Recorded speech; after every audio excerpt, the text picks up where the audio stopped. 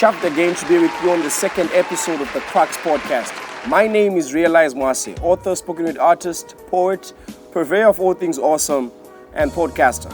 Sending more life to y'all kings and queens watching us today. Speaking of queens, we're just catching up with the homies just now, and we're talking about that moment when love is in full swing, when you're doing extra, when you're going the extra mile, when you're buying expensive stuff, when you're taking care of the bills, when you're throwing in some bay allowance for good measure. On the outside, she'd be like, oh, are you sure? Are you sure we can afford this? Is it okay if I buy this? Will you be okay? Oh, you shouldn't have. You're spoiling me so much. Eesh, I'm really feeling this. You're spoiling me rotten, babe. I have to make it up to you somehow. Madam Kat is like, I told you.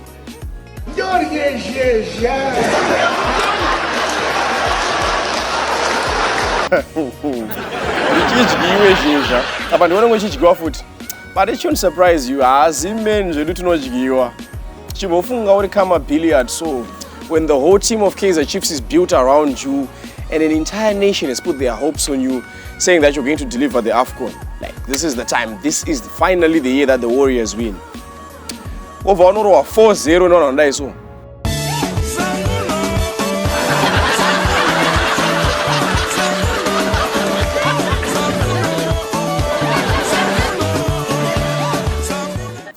On Mumbashi Stars, I got to roll my Warriors. But about the Warriors, let's be realistic. Like for once as a country, and really assess where we and really assess our position in world football. Like Tripa number 109, about FIFA rankings Ebola. It's like expecting your kid who's 7 years old to be a science professor and a math genius. It does not work. It will not work for Zimbabwe. The truth about the matter is that my Warriors are going to funga. We are not a footballing nation. We like football, but we can watch the EPL. Does not mean that we are good as a country when it comes to football. We are not a footballing nation. Israel, Chipes is answer to my apology. I tamba egg. At Nakoro 4-3, Takaro 4-0, 4-0. Nothing was happening on the other end. It was not an end-to-end match. Chizamba got the tactics wrong. The squad didn't have their firing boots on, and we're back home. Rumor has it that the president has something special prepared for the Warriors. We don't really know what it is, but you know, when you hear him talk, you kind of have an idea.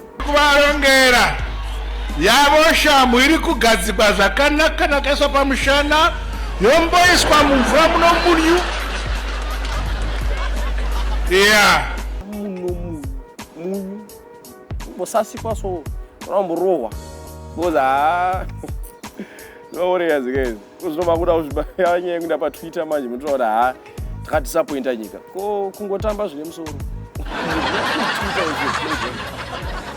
But your Twitter zvedu tikuzvidefenda. Recently there was an ugly match between Mkuru weZesa, Advocate Fortune Chasi, and South African electricity company, S1E2. So in this interesting back and forth, apologies, non-apologies, arguments, non-arguments that were uttered, the only thing that's clear is that the real agreement is still a mystery. We do not know what was discussed. But chatongoza kuti kumagetsi asikuti ari kutongoshanyawo zvawo but akutorina magetsi.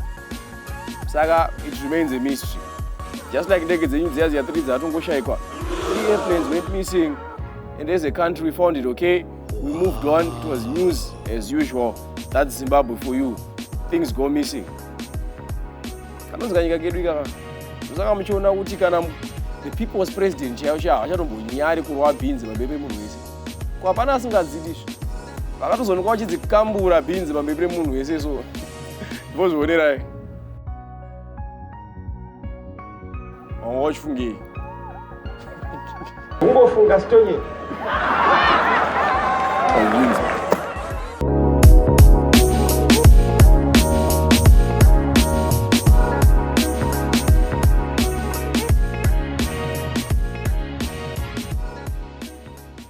We've been graced by North Cyprus-based Zimbabwean recording artist. You know him as 45 on the mic. Yeah. Nash45. You know how it is. Crux podcast with Recollections TV. Thank you for having me, bro. This it's an opportunity. I appreciate what you're doing for the culture. Welcome. Thanks as well. I appreciate what you're doing for the culture. This is really uploadable, you know? If you see me like I'm taking over the show, you need to tell me. I know I bring the energy in the house. It's all good, man. We're in conversation. Yeah. Conversation, you know, we're trying to go over the spaces, cover a few gray areas. Okay. And we gotta unpack what you've been up to, because 2019, man, you've been hella busy. You're putting in the work, you know, from, I think your run started from around October 2018. Yeah. When you were going through with Insomnia. A great track, by the way. I totally love that song. That's a personal song to me, you know. It's a really personal joint. You know, and you didn't let up. 2019 came and there was the fire. There was Falling, yeah. It was Falling. Yeah. It was Falling with Fatso. Man, you're queen out here celebrating Black Love. You know, Black Love matters. Hey, you know how Black it love is, matters. man. You know how it is.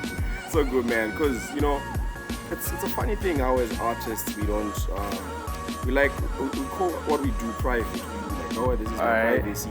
This is my personal space, you know. And then, at the end of the day, it just serves to make people around us sometimes feel like we don't include them in what we're doing. We don't have that courage, the willingness to accept that they are also a part of our lives, even in the public spotlight. I mean, it comes in two ways, you know. Sometimes it's good to keep your life private, and sometimes it's good to expose it a little bit of it out there. But sometimes people don't want that attention that comes with, you know, being on the spotlight like that. You understand me? Yeah, I get you there. But here's the thing. I think there's a thin line between privacy and secrecy. And the honest truth is that every human toes that line a bit. You know, privacy is okay. Privacy is fine. I mean, I don't owe everyone the details of my relationships and who I'm with, or for how long we've been dating, or when we fought, or how we made up. Nah, nobody needs to know all that messy detail. They might know the name, but they don't have to know everything about us and what we've been through. But you know, the thing is, yes, indeed, there is a thin line between privacy and secrecy. But some people actually enjoy that, you know. The people deal with fame, or even if it's not fame per se, but being in the public domain, being in public discussion like that. Let's say, oh, see, did you see that girl? Some people don't really enjoy that. So I respect people who choose not to, but at the same time, I also respect the people with the courage to, you know, to push it the way that I did. I don't know. Yeah, I feel it. Yeah, the sentiment that remains is, I think that why? Alright. Why are you not comfortable with doing this particular thing? What makes you comfortable? What was involved in your decision making that led you to the point where you're like, you know what, it's okay. I can be with my person. We can be in the public spotlight.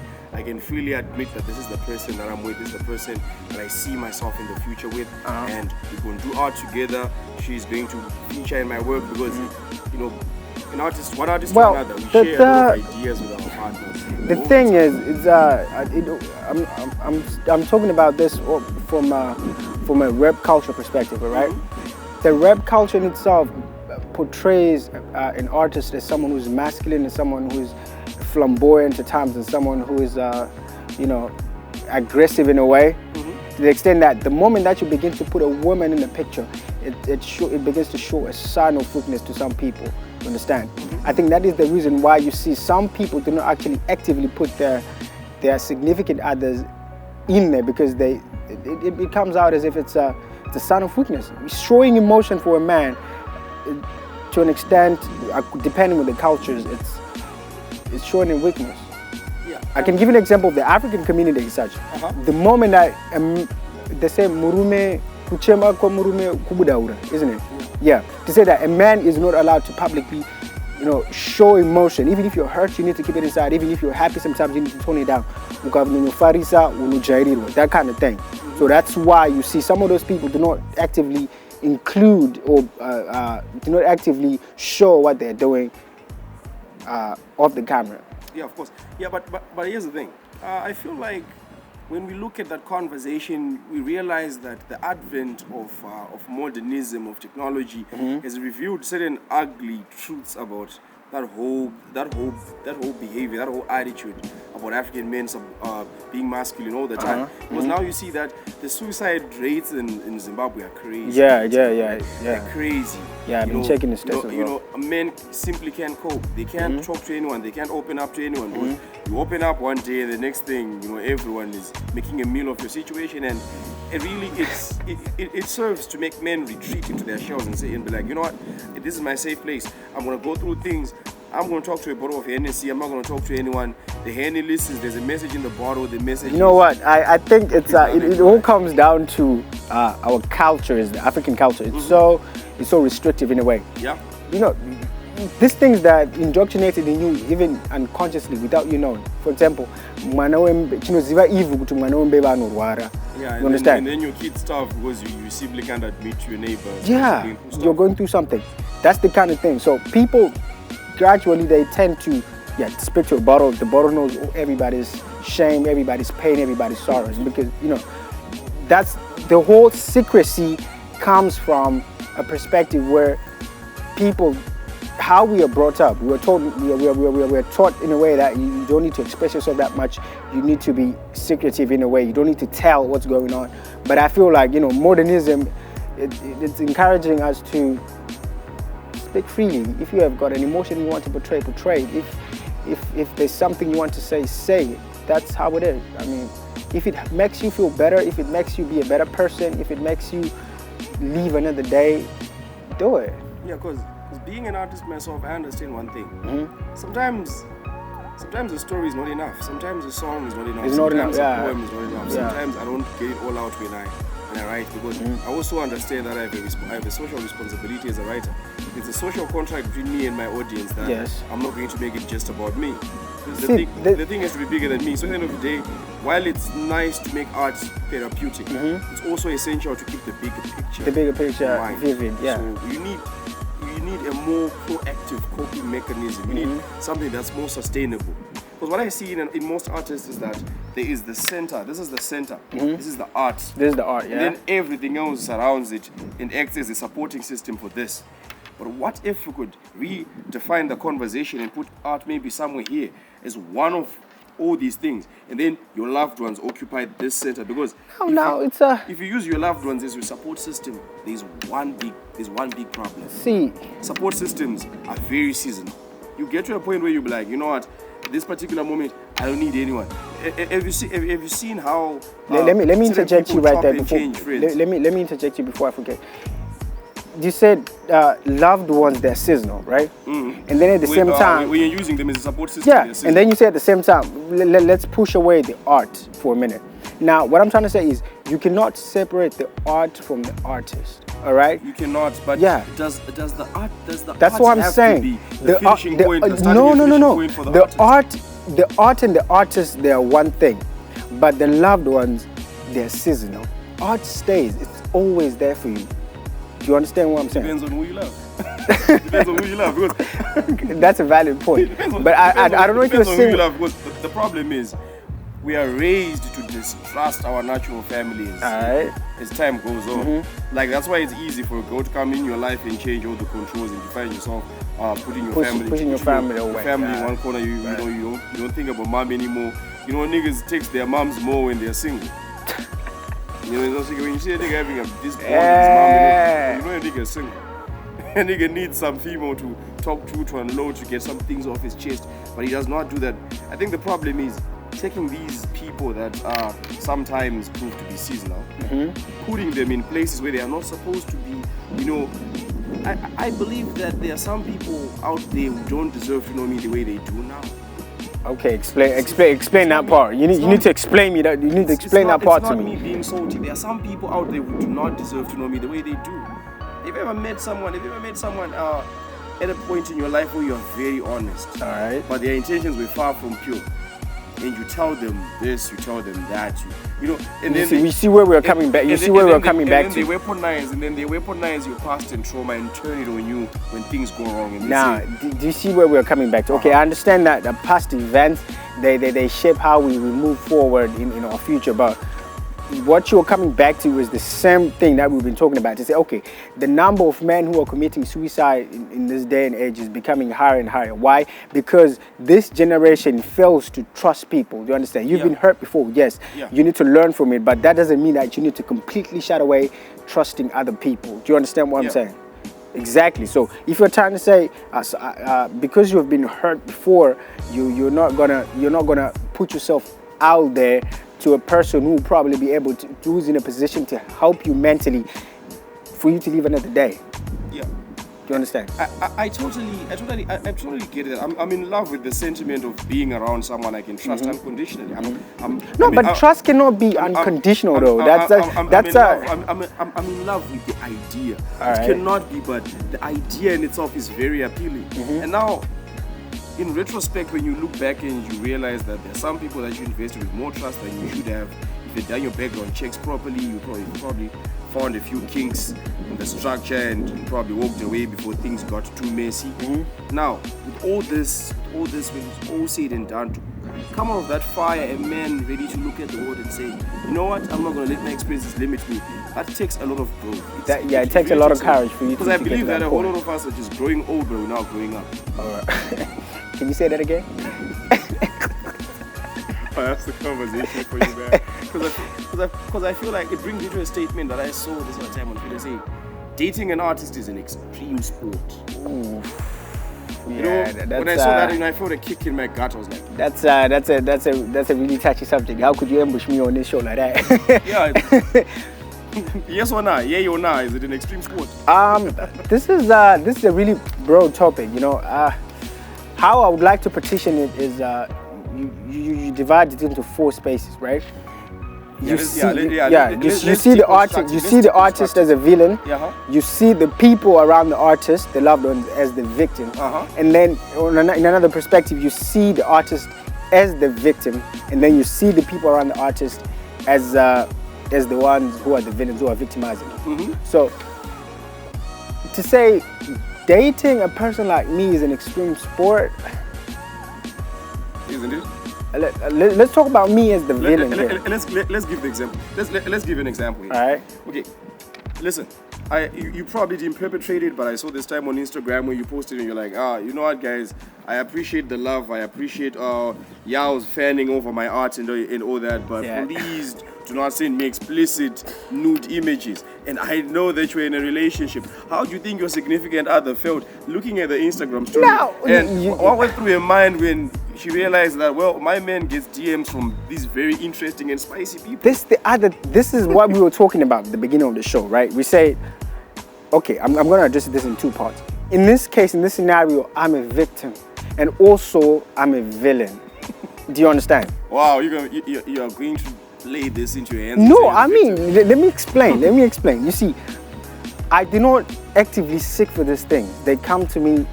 In this scenario, it came to me. Well, as I didn't ask for it. It's more or less an abuse because, you know, temptation. And no capping, let's be frank. We entertain a whole lot of this stuff and then it gets messy, blows up in your face. Nah, listen. This is the thing that should constantly guard against, because you don't know the intention of someone who's sending you those things. You understand? But here's the thing. There's a social contract between an artist and his fans. I need to engage. I need to engage. Exactly. I need to engage. Yeah. Return the love. But then we need to draw a line to say, okay, here we cannot. This is a no-go area for me. You understand? It's okay to show appreciation for my art. I really like it when people tell me they like my music. I really like it when people show me where I'm going wrong so that I can improve it. I really appreciate that. But I don't see how that gets me to be a better person when you're sending me naked pictures. You understand? You know this one thing. Like, let me finish explaining. I'll be honest about that. Let me finish explaining. That's me being the victim. The villain part now is my significant other did not ask for that.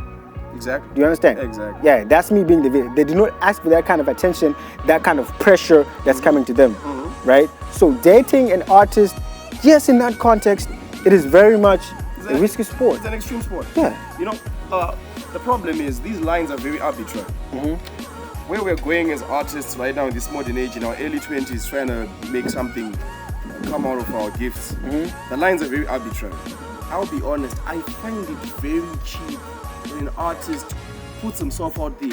puts in the work, sleeps 2 hours, 3 hours, also that he could get some pretty woman to sleep with him for nothing. Like I find it's all in the mindset. The lines are very arbitrary because for some people they feel like it's groupie love, it's mandatory. I need to give me some loving, I need to give me some groupie loving, but personally I find it very cheap. I find that living below my purpose. I can't go out there, do all that work and get people's numbers so that I can just call them when that's a different. It's depending with how you're seeing yourself and why you're doing whatever you're doing, right? For me, I make music to feel better. I make music to be able to change someone's mood. If they're feeling sad, to be able to shift them from one mood to another. All right, but that's me. Listen, no. I want you to understand. Yeah, and I also make music in order to make money. Yeah. All right. Yeah, exactly. But if you're seeing yourself, the main objective why you're you're doing a form of art is to get a girl to jump in your bed, then you should stop it. It's not the way to go. You're doing it for the wrong reason. I don't want to lie to you.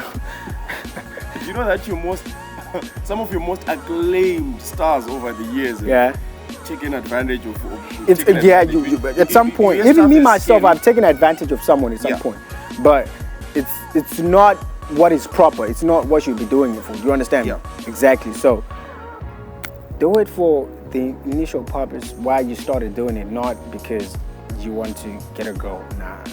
It is an extreme sport to be with an artist. I think that I'm a very difficult person to live with. Exactly. All of us are. I think that I'm a very difficult person to understand. And the question now turns to: do you find a like-minded person? Do you decide, okay, you know what? I'm just going to quit love. I'm just going to. Okay, can I say something? Can I say something real quick? I feel like love is dynamic. People are bound to change. There's no one who's tailor-made for you, but you learn what somebody likes, you learn what somebody dislikes, and they'll learn what you like and who you are and what you are. In that same period, when all of that is happening, I believe that's how your love for that person grows. So it's not definite to say straight line, but it's gradual. It's change, Yeah. Yeah. Yes. It's that evolution. Yeah. It's been a minute, man. It's been a minute. Yeah, this was a very heated conversation. I did not expect this when I came on the Crux podcast. Did I say that correctly? Next week. Hey, thank you for having me, man. Thank you all, I appreciate it. God bless. All right. Oh, yes.